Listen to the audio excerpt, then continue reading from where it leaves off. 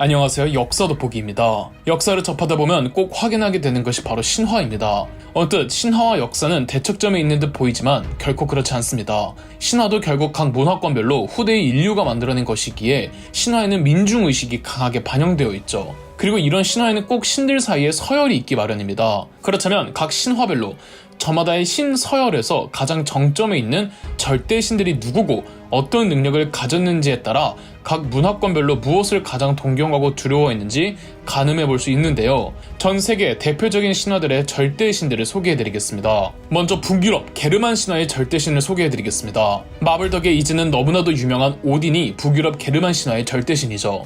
바로 토르의 아버지입니다. 북유럽 게르만 신화에서 주류인 신족을 에시르 신족이라고 하는데 에시르 신족이 거주하는 곳은 아스가르드이며 오딘은 아스가르드의 지배자입니다. 보통 신화 속 신들은 한두 개의 대표되는 능력을 갖추고 있기 마련인데 오딘은 거의 모든 능력을 망라하고 있습니다. 각종 마법은 물론 세상사 각종 자연현상 그리고 생명과 죽음을 다루며 모든 것을 파괴할 수 있는 전쟁의 신인 동시에 이 세상 모든 것을 다 알고 있는 지혜의 신이기도 하죠. 오딘은 세상의 모든 지혜를 얻기 위해서 자신의 한쪽 눈을 제물로 바쳤다고 하여 오딘은 애꾸눈으로 묘사되죠. 그리고 오딘은 위그드라실 나무에 스스로를 매달곤 국리르로 자신의 몸을 찔러 18가지의 마법을 터득했다고 하죠. 오딘이 터득한 모든 지혜와 마법을 바탕으로 게르만족의 원 글자였던 룬 문자를 만들어내기도 했다고 합니다. 마블에서 묘사되는 오딘과 다르게 신화 속 오딘은 매우 거만하고 권위적이라고 합니다. 오딘은 국리르라는 장창을 사용하는데 창을 투청하면 어떤 표적이든 던지면 무조건 맞출 수 있다고 합니다. 오딘은 세상의 모든 정보와 지식을 가져다주는 두 마리의 까마귀를 데리고 다니고 있고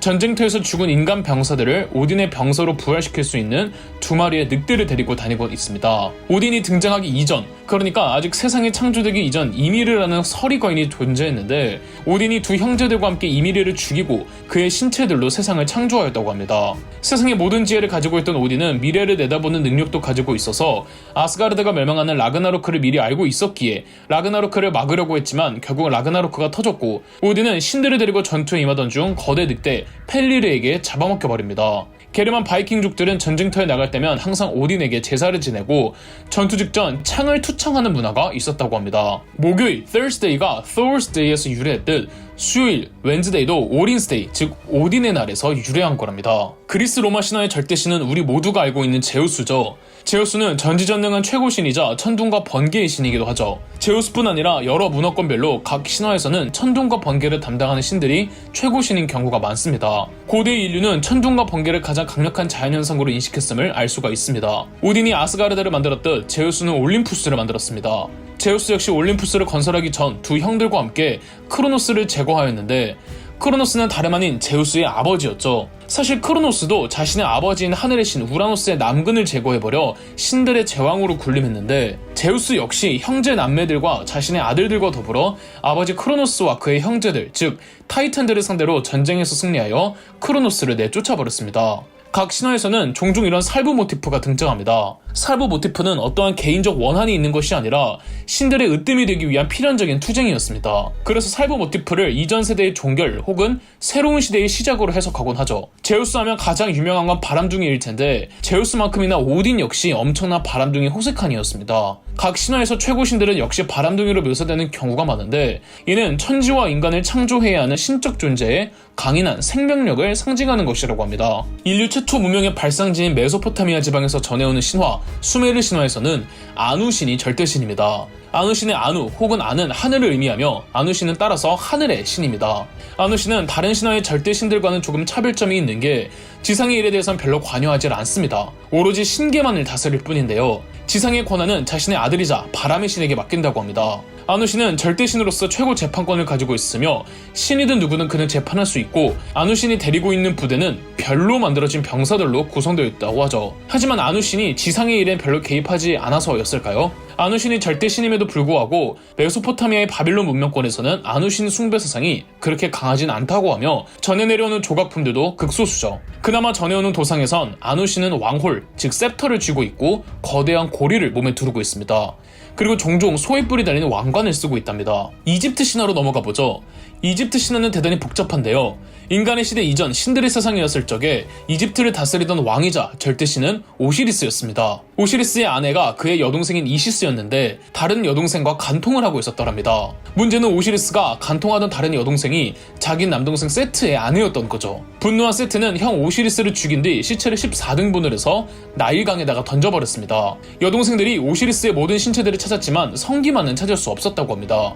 왜냐하면 물고기가 성기를 먹었다고 하네요. 그래서 오시리스의 아내 이시스는 남편 오시리스의 장례를 치러줄 때 붕대로 성기 모양을 만든 뒤 입안에 넣어 마법의 힘으로 되살려내 미라가 된 남편의 시체와 관계를 맺은 뒤 아들 호루스를 잉태했다고 합니다.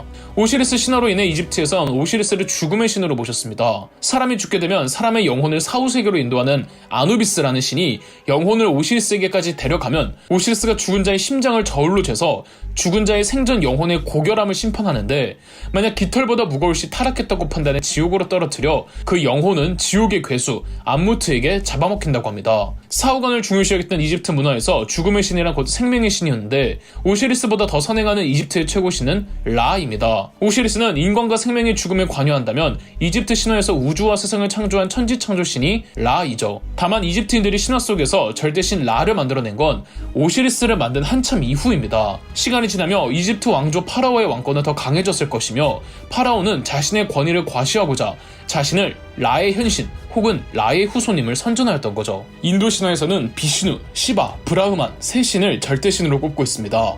세 신들 중에서도 최고 신은 바로 비슈누인데요. 비슈누는 팔이 4개이며 각각 원반, 곤봉, 연꽃, 고등 등을 들고 있으며 새를 타고 다닌답니다. 비슈누는 세계를 유지시키는 신이라고 하죠. 다른 두 신 중 시바는 파괴의 신입니다. 시바가 가지고 있는 삼지창으로는 파괴시키지 못하는 것이 없다고 하죠. 그래서 자연재해를 시바 신으로 해석하는 경우가 있었다고 합니다. 브라흐마는 창조의 신입니다. 인도 신화를 조금이나마 접해보신 분들은 왜 인드라가 없지 싶으실 것 같습니다. 인도 신화는 원래 베다 신화로 시작해서 점차 힌두교의 영향을 받아 베다 신화의 변형이 가해지면서 힌두 신화로 진화합니다. 본디 비슈누, 시바, 브라흐마는 베다 신화에서는 그렇게까지 주목을 받지 않은 신들이었으나 힌두 신화로 넘어오면서 최고 신이 되었습니다. 본디 베다 신화에서 절대 신은 천공의 신 디아우스였습니다. 내신 인드라는 바로 디아우스의 아들입니다. 인드라는 아버지 디아우스를 죽이고 최고 신이 되었는데 힌두 신화로 넘어오면서 비슈누, 시바, 브라흐만의 등장으로 한 단계 밀려서 인드라는 비슈누, 시바, 브라흐마 3신을 제외하고 가장 높은 신이 되었죠. 두 문명권이 합해질 때 우위를 점한 힌두 문화가 베다 문화를 수직적으로 흡수하면서 나타난 신화 변형으로 해석한답니다. 한중일을 살펴볼까요? 중국의 최고 신은 삼황오제 가운데 삼황, 그 중에서도 여화와 복희인데요. 두 신은 남매라고 합니다. 어떤 중국 신화에선 여화보다 복희가 선행하는 신으로 나오지만 여화는 인류를 탄생시킨 어머니이며 인류 창조신이기에 복희보다 선행하는 신으로 봐야 합니다. 여화는 인간 상반신에 뱀 하반신을 갖고 있다고 하지만 중국의 역사학자 이중택 교수는 여화가 뱀의 하반신이 아닌 개구리였을 것으로 주장합니다. 여화의 와가 개구리 와에서 유래했다고 보고 있죠. 개구리는 임신한 여성을 형상화한 동물로 받아들여졌고 다성과 풍요가 그 어떤 것보다 중요했던 원시시대에서는 임신을 할 수 있는 여성을 숭상했죠. 복희야말로 사람의 상반신에 뱀의 하반신을 하고 있는데 신화에서 뱀은 남성을 상징하죠. 여화에서 복희로의 전환은 모계사회에서 부계사회로 이행으로 해석하는데 부계사회가 존속되면서 모계사회의 잔재는 왜곡되어 왔습니다. 여화를 복희의 부수적 존재로 만들고자 여화와 복희를 남매로 만들기도 하고 여화와 복희를 부부로 만들기도 하는 등 혹은 복희가 여화보다 선행하는 신으로 등장하기도 하면서 철저하게 복희의 우월한 존재를 부각하죠. 일본의 최고 3신은 아마테라스, 츠쿠에미, 스사노오인데요. 이들이 최초의 신들은 아닙니다. 신들의 세계 신토에는 태초에 창세를 담당하는 5명의 신들이 있었다고 합니다. 이들의 다음 세대 신들 중 7명이 지상계로 내려갔고 그중 이자나미와 이자나기가 일본을 만들었다고 하죠. 이자나기가 목욕을 할 때 태어난 3신이 아마테라스, 츠쿠에미, 스사노우였죠. 한국의 경우 가장 주류가 되는 신화는 환웅단군 신화죠. 그러나 환웅단군 신화는 처음부터 만주와 한반도 중북부, 즉 고조선 강해에 퍼져있던 신화는 아니었습니다. 어느 한 특정 부족의 신화가 확대된 것인데요. 한국 역사 연구회에 의하면 여러 지역 집단은 무기의 발달에 따라 전쟁이 빈번해지면서 그중 우세한 집단을 중심으로 차츰 정복 통합되어 보다 큰 세력으로 성장해갔다. 조선이란 명칭은 이 과정에서 일정한 지역을 대표하여 나타난 정치체의 명칭이었다. 그리고 단군 신화도 이 과정에서 한 집단의 시조 신화로 자리잡고 발전하면서 후에 고조선 국가 전체의 건국 신화로 전해지게 된 것이다 라고 하죠. 빠지면 섭섭한 중남미 신화도 다뤄보겠습니다. 우선 마야 신화에서 최고 신은 이참나입니다. 이참나는 천지를 창조한 신인 동시에 인류를 만들어낸 신이기도 합니다.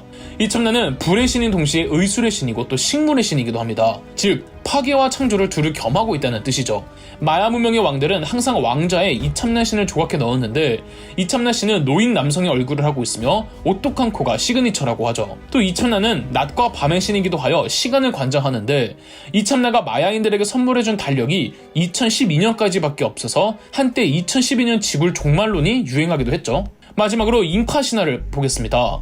잉카 신화의 절대신은 비라코차입니다. 비라코차 역시 태양과 달을 포함해 천지를 창조한 신인데요. 비라코차는 잉카 문명이 태동할 수 있도록 문명에 필요한 것들을 인류에게 전해주었다고 합니다. 그러나 문명을 입은 인류가 서로 싸우기만 하자 환멸을 느낀 비라코차는 바다로 유유히 사라졌다고 합니다. 이렇게 대표적인 절대신들을 살펴봤는데 혹시 제가 다루지 않은 절대신이 또 있다면 댓글로 공유해주세요. 그럼 역사 돋보기였습니다. 저희 역사 돋보기가 멤버십 가입을 시작했습니다. 멤버십 가입을 해주신 분들 덕분에 영상 제작에 큰 도움이 되고 있습니다. 감사합니다. 영상 재미있으셨다면 구독과 좋아요, 알림 설정까지 해주시면 감사드리겠습니다.